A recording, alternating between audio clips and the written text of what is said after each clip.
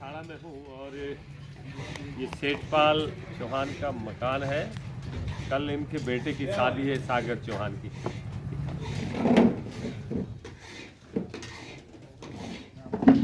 ये सब तैयारी शादी की चल रही है।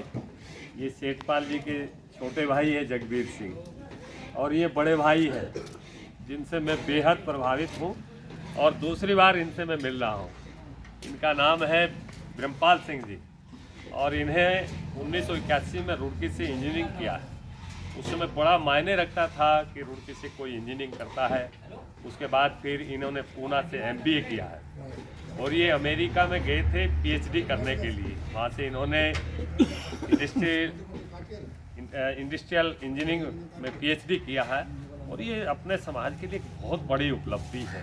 और ब्रह्मपाल सिंह जी पिछले 25 वर्षों से अमेरिका के डैलस सिटी में रहते हैं और जो टेक्सास प्रांत में है वहाँ पे ये रहते हैं। अभी बहुत कुछ इन्होंने अमेरिका के बारे में बताया कि अमेरिका में इतना अच्छा है, वहाँ काफ़ी साफ सुंदरता है, आपस में लोगों में प्रेम भी बहुत है। जैसे यहाँ पर एक लोगों की धारणा बनी हुई है कि लोग वहाँ आपस में मिलते नहीं, जुलते नहीं, आपस में प्रेम नहीं करते। और देखो अपनी पुरानी परंपराओं से जुड़े हुए हैं। बता दें कि मैं वहाँ डेलस में भी, टेक्सास में भी जो रहता हूँ, वहाँ भी हुक्का गुड़गुड़ाता हूँ।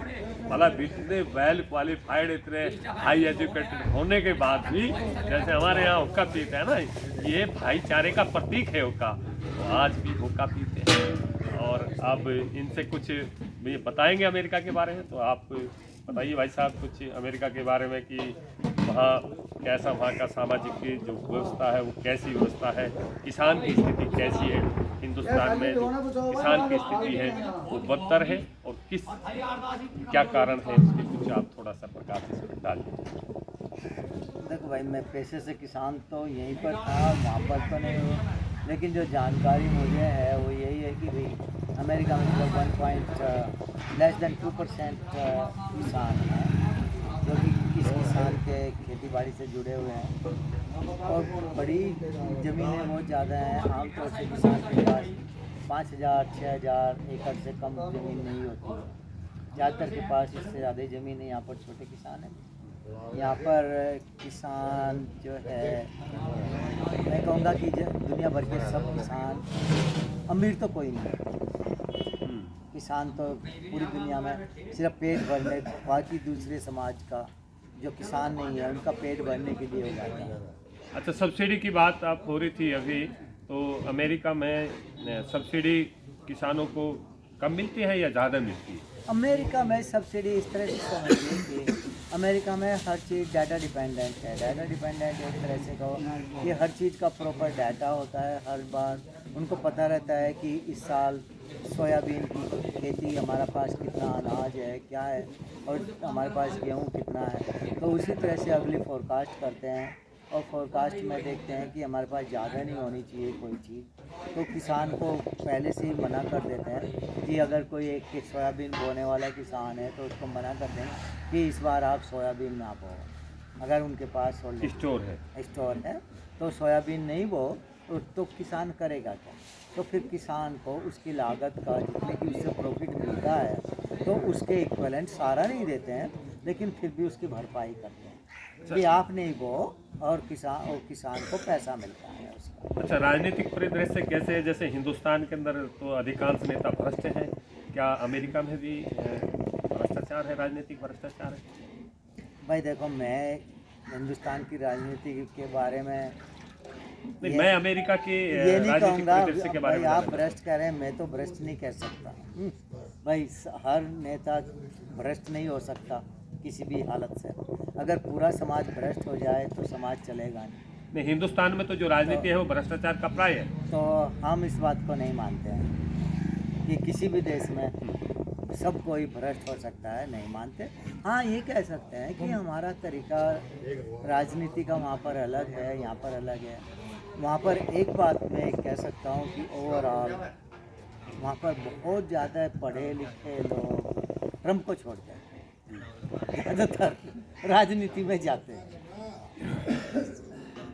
अच्छा, मैं ये जानना चाहता हूँ कि अमेरिका में जो बड़ी तादाद में इंजीनियर और डॉक्टर हैं और भारतवासी हैं।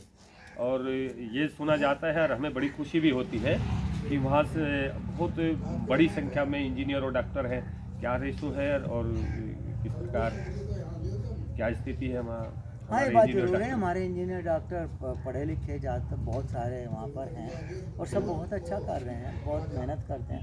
मेहनत तो अमेरिका में सभी लोग करते हैं, पर जो इंजीनियर हैं पढ़े लिखे हैं वह सब बहुत अच्छी मेहनत करते हैं, बहुत अच्छी ऊंची पोस्ट पे हैं। कितनी कंपनियों के CEO हैं, हर इंडस्ट्रियल हर फील्ड में, बैंकों में, इंडस्ट्रीज में, हर जगह। अच्छा, हिंदुस्तान के नौजवानों से क्या कहना चाहते हैं? कुछ अपना संदेश दीजिएगा, विशेष रूप से अपने गुर्जर समुदाय के। भाई गुजर हम तो ये कहें कि भाई हम ही नहीं, हम तो मेरा कहने का है कि आजकल के जो बच्चे हैं वो YouTube को अपना गुरु मानते हैं, वो गलत है। भाई अगर है हमारे यहाँ, हमारे गांव में ले लो, डॉक्टर यशवीर सिंह हुए हैं, डॉक्टर बलबीर सिंह चौहान हुए हैं, हम हैं, दूसरे कई हैं। अरे अगर मिलना है तो उनसे बात करो, हमसे बात करो। YouTube से थोड़ा अलग होकर बात करो। YouTube तो ऐसा है जैसे लाइब्रेरी में लाखों किताबें होती थी, लेकिन हमारा टीचर ही हमको बताते थे कि ये वाली किताब अच्छी है, ये वाली अच्छी है, तो उससे पढ़ो। भाई अगर आप किसी से पूछोगे, ऐसे ऐसे लोग बैठे हुए हैं जो आपको अच्छी सलाह देंगे, तो ऐसे लोगों से बात करो। खाली YouTube के भरोसे अपने आप को बड़ा मत करो, क्योंकि आप compete नहीं कर पाओ। मेहनत करो और मेहनत भी के लिए गाइडेंस लो, किसी से मेहनत करते रहो। हाँ। तो ये भी अब मैं ये अमेरिका में इन्होंने जब PhD कर लेता, डॉक्टर तो नहीं कहते, ये इंजीनियर ब्रह्मपाल सिंह जी थे जिन्होंने बहुत सारी जानकारी अमेरिका के संदर्भ में बताई है और हिंदुस्तान के नौजवानों के बारे में भी बताया कि वो YouTube चैनल और जो दूसरे सोशल अपने मीडिया है उस पर ज़्यादा ध्यान न दे करके अपने जो पढ़े लिखे अपने समाज के लोग हैं उनके सानिध्य संसर्ग में ज़्यादा रहें और उनसे ज़्यादा